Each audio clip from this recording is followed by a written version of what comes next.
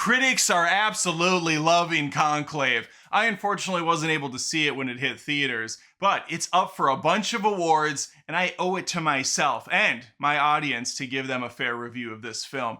Thankfully, it's on the Peacock. I was able to check it out in the cock, and now I can give you a spoiler-free review, just in time for the holidays. Let's begin.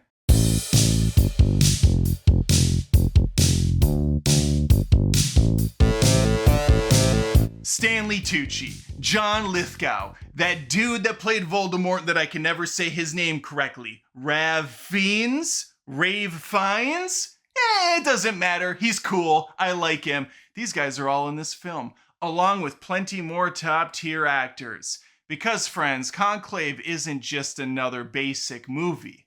It's a film. That's good film. But how is it, you might ask? Well, thank you for asking. I'm going to tell you. This 2-hour PG thriller manages to impress and also disappoint hand in hand. You see, this is up for a bunch of awards, and I know why. I know why. It's chock full of that pandering messaging that the critics eat up in 2024. And it didn't really become clear to me until the movie gets into its final bow. Now, that said, I happen to enjoy this film. I didn't love it. I don't think it's one of the best of the year by any means, but it's a very well-made, well-shot, well-performed movie that just doesn't quite hit how I thought it would at the finish line, and it goes in this completely kind of left field direction I wasn't expecting. And I'm gonna be honest, I was disappointed with it. The final 5 minutes just are like, wait, this is what the movie's going for? This is what it was all about? And I suppose I could go into spoiler territory, but I think that it's a movie worth watching and experiencing for yourself.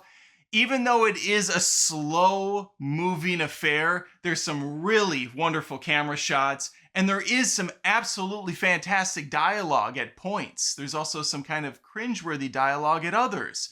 But for the most part, this is a well-made movie. And it's also a very interesting, different approach. I don't recall a single thriller I've ever seen that takes place inside of the Catholic Church, which surrounds the death of a high priest and the election of a new one to take his place. Because even though these are men of God, they're also men all the same. So they have imperfections, they have secrets, they have dirty deeds done dirt cheap. And much like with politics, there's going to be greed, corruption, bad players involved. And so it's up to Lawrence, whether he wants to or not, to corral this conclave and get this done. And this is done through votes, which means one priest has to rise above the others in terms of popularity, which leads to people breaking off into factions, scratching each other's back so they'll scratch theirs, favors for votes, and so on. So with great atmosphere, an awesome location to film at, and with some top-tier actors, everything seems to be going right until it kind of goes sour. The last 20 minutes just drop the ball in this film. Now, I don't think it ruins it outright, but it definitely keeps it from being elevated to this brilliant piece of cinema that I would absolutely say watch at the drop of a hat, and instead it turns into okay, well, you know, that was good, well acted, so on and so forth, superficial stuff. But honestly, I don't really care to ever watch it again. And even though I don't feel like my time was wasted, I certainly feel very let down by where it went. Some of the speeches given throughout the film are top notch. Some of the ways the scenery's framed up, the events play out, are beautiful to watch unfold. It was just missing that cherry on top. And in fact, the cherry's missing, but also the whipped cream and all the other accoutrements you put on the sundae were kind of like thrown off at the last second, so you just have this smeared mess. It's just disappointing all the same. I'm here for a great movie, and I'm left with an alright one.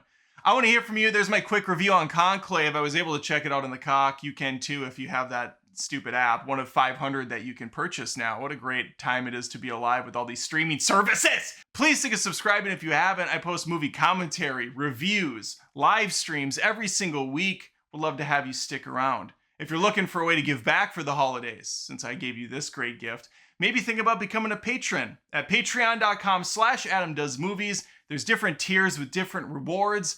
One of them starting right at $1. All right, I would appreciate it. Take care.